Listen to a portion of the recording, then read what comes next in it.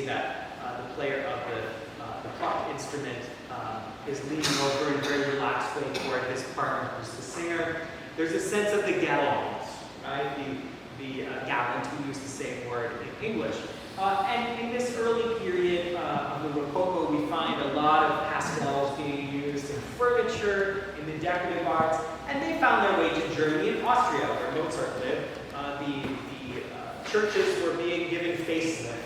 And you know the difference between, if you've traveled in Europe, between a church which didn't get the facelift, like Fox Church in Leipzig, and the ones that did get the facelift, which are incredibly ornate, bright, light, have cherubs flying around. And so this is a big change in aesthetics. Now, that change in aesthetics and architecture, use of pastels, ornamentation, natural imagery and relaxed poses, found its way into music with the galant style.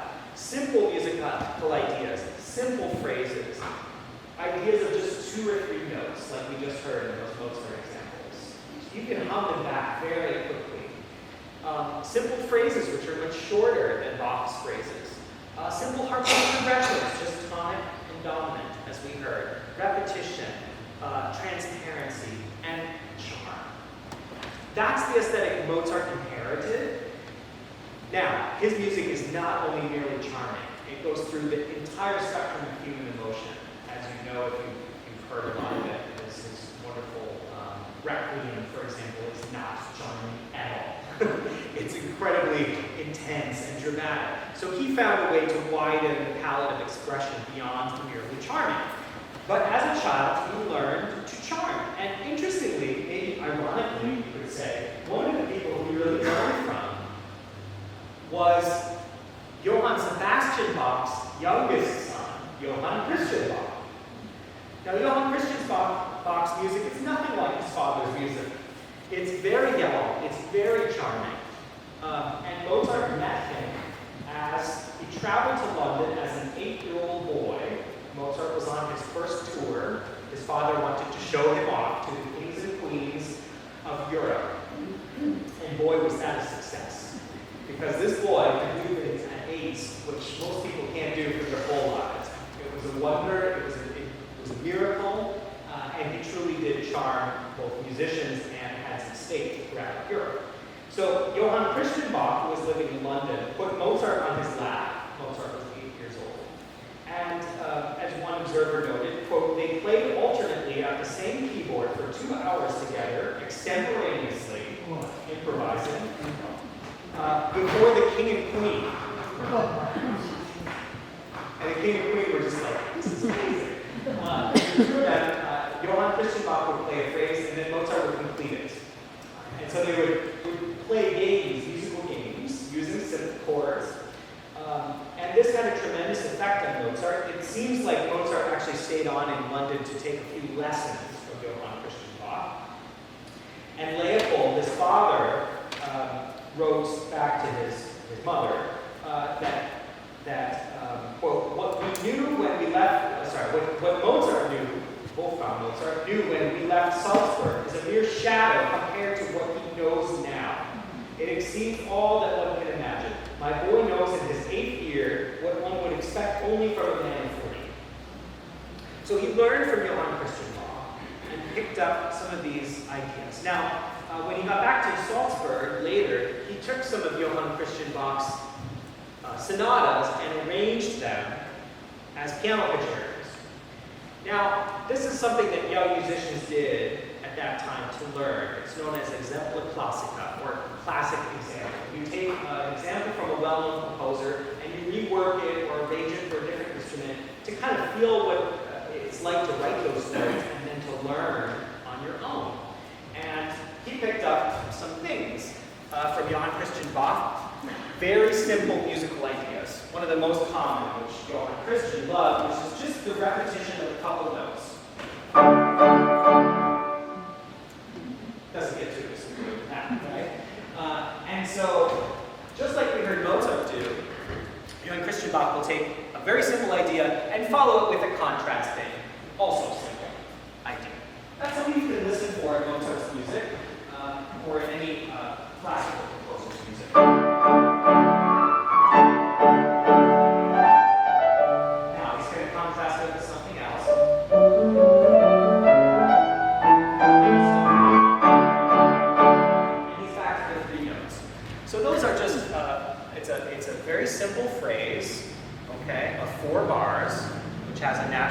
stopping point when it comes back to the original. And a very common thing you'll see is that those 4 bars are followed by another 4 bars, which sound very similar to the first 4 bars. It's just the ending might be a slightly different. And that's what's known as a period. You have a pattern of 4 bars, which has a very similar following 4 bars. You'll notice that when you listen, because you'll hear, oh, I just heard that. It's the same thing I just heard, and it's starting again. But maybe it ends a little bit differently. Let me play the whole passage.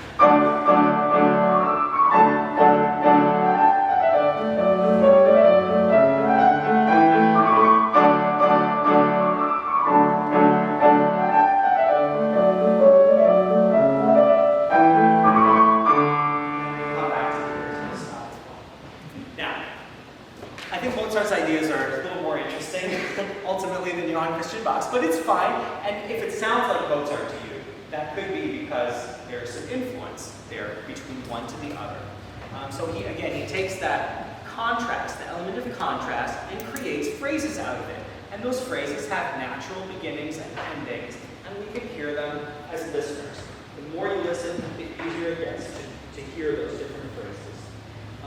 So Mozart is now back in Salzburg, and he's writing his own music. As I said, he turns some of Johann Christian Bach's sonatas into piano concertos. This element of contrast becomes very important to him, and he starts to apply it to his various works from the time period. Here's one of them, piano sonata in E flat major. Again, don't worry if you don't need music, I'll play it for you. And it starts like this. Listen for the element of contrast.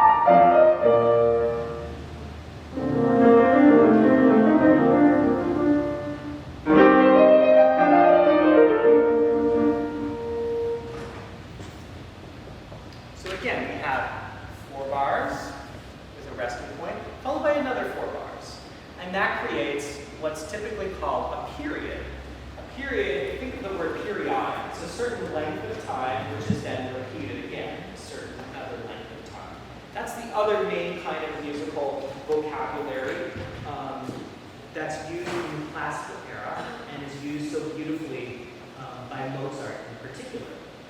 Now, as Mozart got more and more experience with this, those kind of bubbly, perky ideas of his early 20s, or late teenage years, I should say, became a little bit more sophisticated, subtle, and more lyrical. And this is something we can really find in Mozart's later music, is a kind of singability of the music, that it seems like it comes from the human voice somehow. Here's another example of a sonata in the same key, but this is from about 10 years later. So now we're in Mozart's mature period. He's living in Vienna, he's having some professional success, but he continues to write occasionally piano sonatas, which were beloved by those who could play them in the home. These are not concert pieces. Piano sonatas were not played in concerts at this time, like piano concertos were. They were really for enjoyment at home. Let me play this opening phrase for you. You see, I've written a couple of things on here. That, again, the basic idea, which is repeated. There's a continuation, and then we come to a resting point, or a cadence. allow me to just play that one.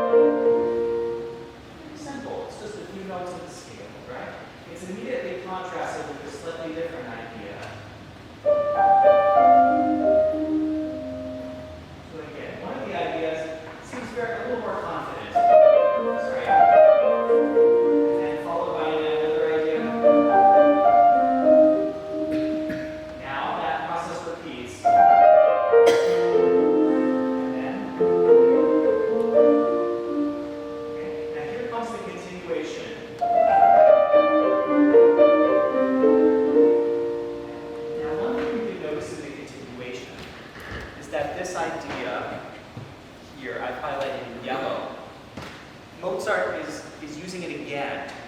So it keeps getting reused, and in fact it's going to get kind of faster and faster as it goes along. I'm going to play the continuation again.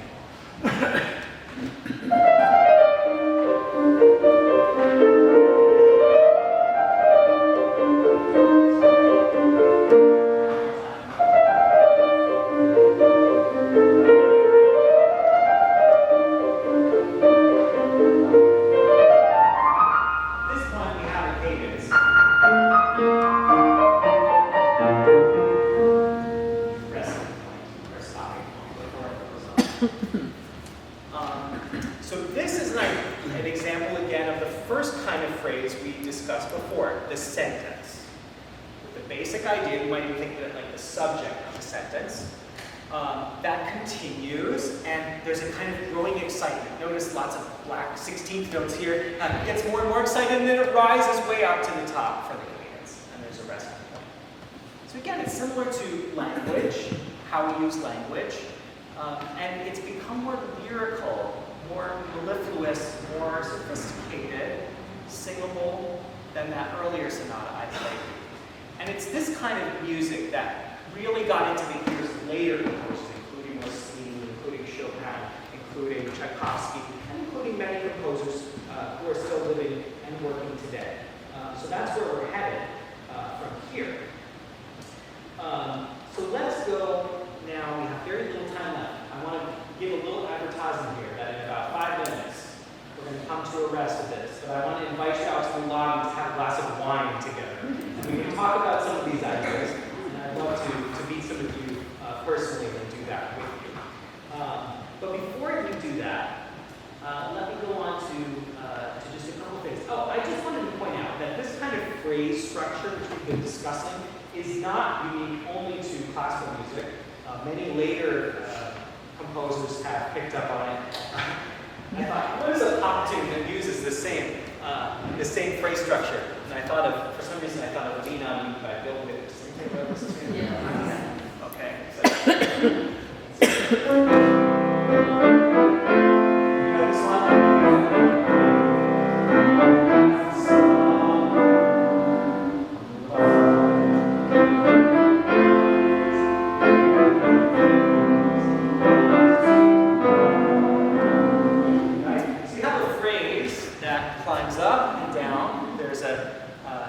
Comes to a resting point, and then it starts again and comes to another resting point. That's a period. That's a classical phrase structure known as a period. You can find it in folk music as well, and as well as popular music. So it's certainly not unique to classical music, and many composers use that same basic idea of a phrase in 2 parts called a period.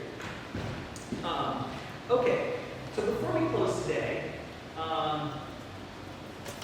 let me do the following. Let's meet one composer who is influenced by Mozart. You already met Fernando Sol, the Spanish guitarist, but let's meet Gioacchino Rossini. Rossini was actually the most well-known composer of the early might think it was Beethoven, but in fact, Beethoven's music only became popular later in the 19th century. Rossini's operas really were central. He was known, even in his own lifetime, as the Italian Mozart. So people recognize right away, this guy took influence from Mozart, took Mozart as his model. He had tremendous success. By age 23, he was the head of all 3 opera companies in Naples. And he composed operas continuously, incredibly fast. He composed 40 operas in 20 years. And then he retired at the age of 40. And from then on, he focused on cooking. It's very, let's see in the kitchen. You can relate.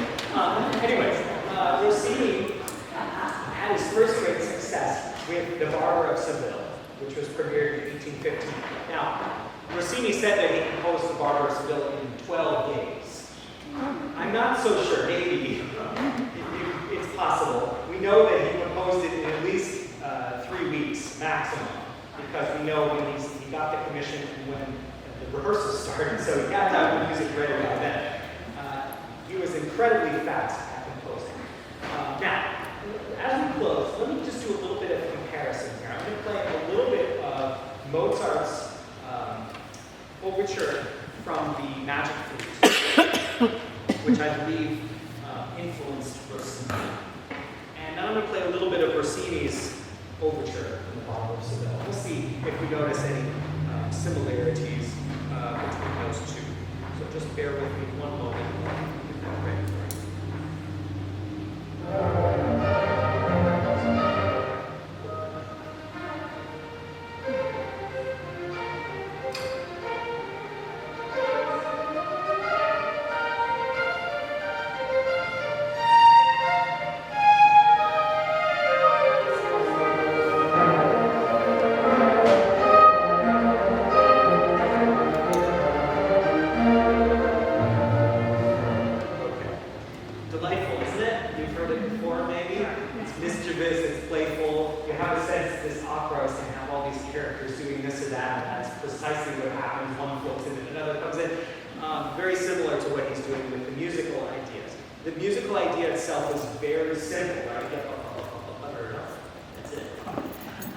Rossini, there's a saying, maybe you've heard it, if not, I'll tell it to you, that good composers borrow, but great composers steal.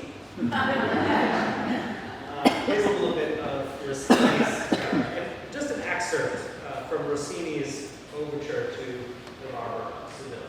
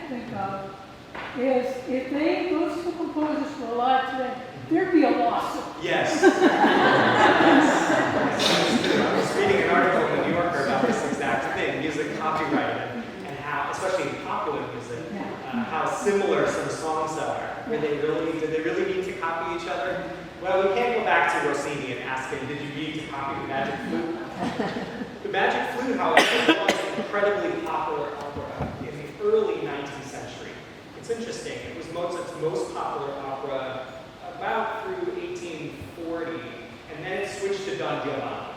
And from then on, Don Giovanni became the central Mozart opera. Next week, we'll go into a little bit more about why that might be. But there's no doubt that Rossini knew the magic flute. So yes, he probably did steal in some sense, whether it was intended or not.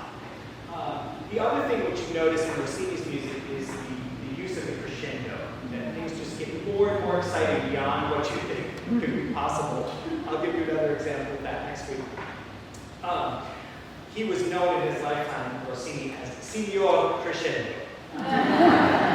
So he really took the crescendo and ran with it and tried to take some of Mozart's ideas and make them even more exciting and thrilling for 19th century audiences. And so that takes us from one era into another. And it's just one small example for today about how Mozart's influence sort of spiraled into the 19th century. But we're going to do a lot more of that next week. In addition, we're going to get to know some of the music that you'll hear in next week's concerts, including Eine kleine Nachtmusik, which I played at the very start, a little fragment. We'll look at that, understand a little bit what's great about it, what Mozart's doing with the music, so you'll be ready to hear that in the performances. And again, there are other concerts coming up. I'll put that on the screen for us here today. As you consider what to come to, I encourage you to, of course, not all the concerts, but at least choose some Mozart so that you get a chance to hear some of these things.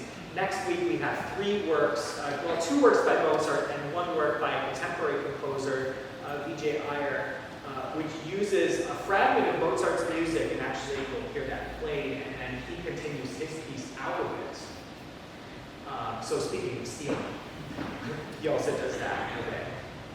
So thank you for your attention today, your comments. It's a real pleasure to be with you. I encourage you to come back, but don't leave just yet. Come out for a glass of wine. I look forward to meeting you. If you are interested in reading a little more about Mozart's music and its influence, I do have an article, some listing links, which I could send you by email. I think there's a clipboard out there. Yeah. If you have it, put your email. If you give it to me, I'll send that to you by email, but it's purely optional. Any questions before we close today? Yes? So this is like music theory. And you want to call it that? Does that sound kind of dry? Well, I never think of music theory, but I've always wanted. Yeah, you're right. It is. It is. These are some terms like period, sentence, phrase structure, tonic, dominant. These are all terms which are used in music theory. So is there a book that you recommend for someone that's interested in learning? Yeah, that's a great question. Let me give that a little thought, and maybe if you give me your email, I can send that out as well. But there are some good music appreciation resources. If you don't have a specialized musical background, you can still, continue to develop as a listener.